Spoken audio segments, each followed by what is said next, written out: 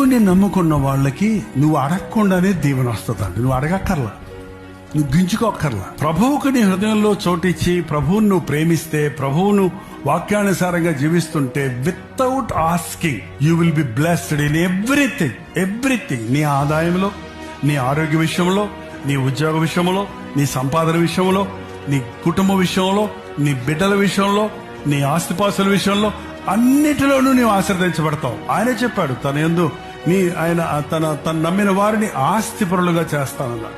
ఈరోజు క్రైస్తవులు అనబడిన వారందరూ ఆశీర్వదించబడాలి. ఎందుకని కొందరు చర్చకు వచ్చే వాళ్ళల్లో కూడా, ప్రభు నమ్ముదామని చెప్పే వాళ్ళల్లో కూడా కొందరు ఉన్నతమైన స్థాయిలో ఉన్నారు, కొందరు అస్థిరమైన జీవితాల్లో ఉన్నారు, ఆశీర్వాదాలు లేని వారు ఉన్నారు. అంటే నీవు దేవుని వాక్యాన్ని స్వీకరించిన విధానాన్ని బట్టి, వాక్యానుసారంగా జీవించిన విధానాన్ని బట్టే గాని దేవుని సన్నిధిని నీవు, దేవుని ఆశీర్వాదాన్ని నీవు కొనసాగించలేవు.